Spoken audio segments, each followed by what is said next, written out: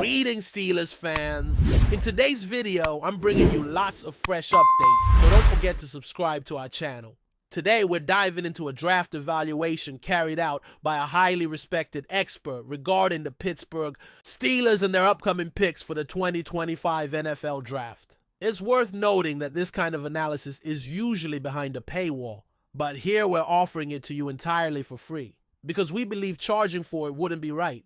So feel free to enjoy high-quality Steelers content we provide daily, completely free of charge. To start, let's look at the analyst's take on the Steelers' first-round pick, a defensive tackle from the University of Oregon named Dak Harmon. As many of you may have noticed, this expert clearly favored Shedeur Sanders and urged the organization to go in that direction instead. He commented that rather than selecting a quarterback who could make an immediate impact, the Steelers chose a defensive tackle. However, it's important to highlight that Dak Harmon fits perfectly into the team's defensive scheme. His remarkable performance, registering 34 pressures as an interior lineman, led the entire football bowl subdivision. Harmon brings a rare combination of strength and speed that can significantly influence the game. I completely agree that adding Harmon to the Pittsburgh Steelers defense was an excellent decision. His stats speak for themselves. He recorded a high number of pressures, tackles for loss, and sacks, outperforming a player who didn't receive the recognition he deserved. Harmon will undoubtedly enhance the team's pass rush, especially when lined up alongside Cam Hayward and Keanu Benton in five-man defensive fronts, supported by TJ Watt and Alex Highsmith. That combination of five pass rushers, particularly in blitz packages, will be nearly unstoppable, a huge upgrade for the defense. These athletes will be playing next to Cam Hayward and Keanu Benton, with TJ Watt and Alex Highsmith also on the line. This group of five pass rushers presents a formidable one-on-one challenge for any offensive line during blitz situations. That's exciting. It's also in line with the Steelers' trend of selecting players with some injury concerns. Last year, one player was cut due to similar worries, while another dealt with injuries throughout his first two NFL seasons. One of their recent first-round picks had a knee issue and appeared in just one game before an injury derailed his season. Now comes Harmon, who was diagnosed with a partially torn labrum during medical exams at the Combine. So yes, this is yet another injury risk for the Steelers, potentially explaining why he fell to pick number 21. But if he stays healthy, he could make an immediate impact. How worried are you about Harmon's shoulder and the role it could play in his career? Think of it on a scale from 1 to 10, 1 being not concerned at all, 10 being very concerned about his ability to perform. We'd love to hear your thoughts. We'll take a short pause for you to reflect on that concern regarding the first-round pick. Then we'll continue analyzing the rest of this year's draft class. The commentator offered both praise and critique for the selections made, particularly highlighting some exceptions that drew attention. In the rest of the rookie class, several thoughts emerged regarding the team's decisions. However, the primary focus was on exclusions and omissions that raised concerns. According to the analysis, one player is expected to complement the running backs. The team averaged 4.1 yards per carry, tying them for 20th in the league. A running back and a defensive tackle bring youth to the defensive line, but at a high price. One of those players was ranked 90th, but was selected 123rd overall. Another ranked 66th was only taken with the 164th pick. One of them posted a pressure rate of 15.9%, which ranks 8th nationally, an impressive mark. The analyst gave this rookie class an optimistic review, highlighting one player as an ideal fit for the defense and praising the value of the picks. He gave the class a grade of B-. Historically, this analyst has graded the Steelers harshly, awarding just 1A in over 40 years of evaluations, and that was last year. Up next, we'll break down the reasoning behind his criticism of this draft class and assess whether his concerns are reasonable. Before continuing, it's worth mentioning that team merchandise is available. If you're interested, you can support the channel while picking up a new jersey. Affordable options are available online, and using a specific link allows you to contribute meaningfully. We're working hard to improve the aesthetics of the channel and upgrade our equipment to keep everything running smoothly. We truly appreciate all your support. Now, about the analysis. He explained why the class didn't receive a higher grade. While he acknowledged the value in each pick, he expressed uncertainty surrounding the team's quarterback situation, which ultimately influenced his decision. He was disappointed the team didn't select a particular quarterback. Still, he shared that the organization seems optimistic about the possibility of signing a top-tier quarterback, which justifies their draft strategy. If the Steelers can't secure that quarterback or make another move at the position, the head coach's run of positive results could be at risk. Right now, the team has a placeholder starter and added a 6th-round quarterback, mostly seen as a long-term backup.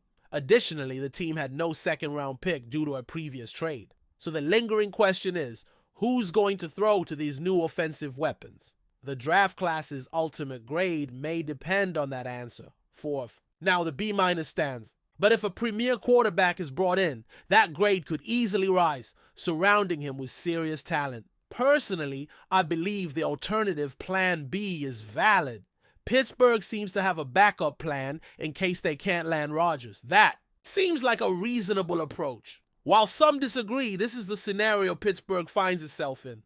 Right now, Kirk Cousins looks like a more immediate winning solution than Shedeur Sanders. That's reality. Sanders still needs 1 or 2 seasons to develop his game awareness, pocket presence, and other skills before he's ready to lead a playoff caliber team. But Rodgers does appear to be firmly in Pittsburgh's sights. A team executive recently spoke on local radio and mentioned receiving the same indicators we've seen. He truly wants to join us. I expect updates soon, especially with off-season activities picking up.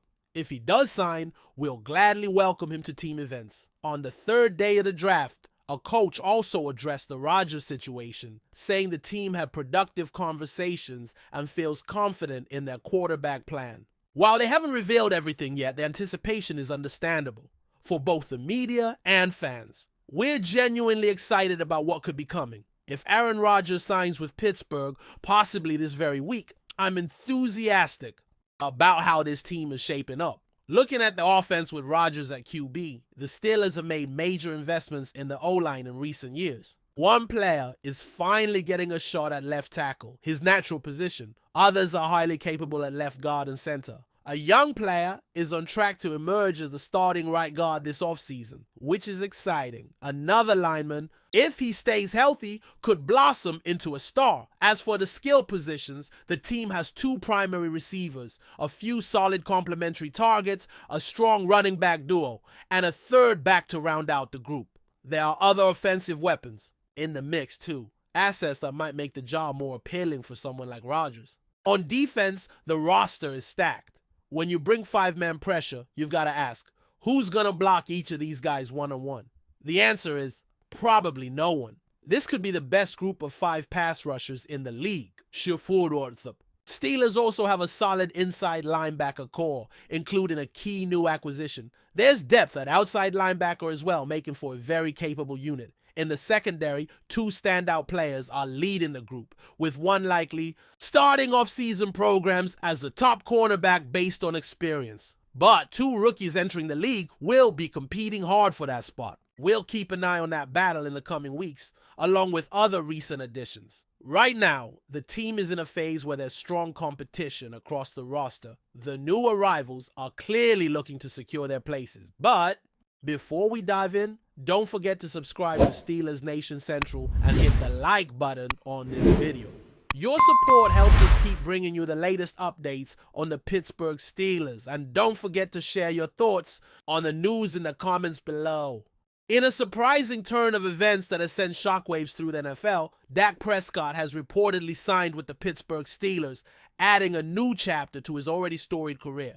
Known for his leadership on and off the field, Prescott's move to the Steelers marks a significant shift for both the player and the team, with expectations rising for what this could mean in Pittsburgh's pursuit of a Super Bowl title. Dak Prescott, the former Dallas Cowboys quarterback, has long been seen as one of the league's top talents. With a reputation built on resilience, precision passing, and an unyielding work ethic, Prescott's tenure with the Cowboys was marked by both highs and lows. From impressive playoff appearances to season-ending injuries, his decision to leave Dallas after years of being the face of the franchise stunned fans and analysts alike. But his new journey in Pittsburgh has fans excited about the possibilities. The Steelers, a team with a rich history of success, have been in search of a quarterback who can lead them into the next era of football. With Ben Roethlisberger's retirement and the team's struggle to find a consistent quarterback, Prescott is a welcome addition. His ability to perform in high-pressure situations will be vital as the Steelers look to contend in a competitive AFC North division. What makes this move especially intriguing is Prescott's leadership style. Known for his poise and ability to rally his team, he is expected to mesh well with the Steelers' locker room culture, which thrives on toughness and unity. The Steelers have long been a team that prides itself on its defense. But now, with a quarterback like Prescott under center, the offense is expected to be more dynamic and versatile. In terms of playing style, Prescott's ability to extend plays with his legs, combined with his accurate passing, provides the Steelers with a dual threat that could elevate their offensive game plan. The Steelers' offensive coordinator will likely design schemes to take advantage of Prescott's strengths, utilizing his mobility while also capitalizing on his ability to make deep throws. However, questions still loom regarding how Prescott will adapt to Pittsburgh's system and whether he can quickly develop chemistry with his new receiving core. The Steelers roster, though talented, has yet to find a consistent standout playmaker at wide receiver. With a solid offensive line and a running game that can take some pressure off Prescott, the Steelers' offense could quickly turn into one of the most balanced in the league. As the Steelers prepare for the 2025 season, all eyes will be on Dak Prescott. Can he lead this proud franchise back to championship glory? The pressure will certainly be on, but Prescott has proven time and again that he thrives under pressure. In Pittsburgh, he will find a passionate fan base ready to embrace him and a team hungry for success. This could very well be the beginning of an exciting new era for the Steelers with Prescott as the centerpiece. That's it for this update. If you enjoyed the video and want to keep receiving exclusive news about the Pittsburgh Steelers, make sure to subscribe to Steelers Nation Central and give this video a like. We always look forward to hearing your comments and opinions. See you in the next video.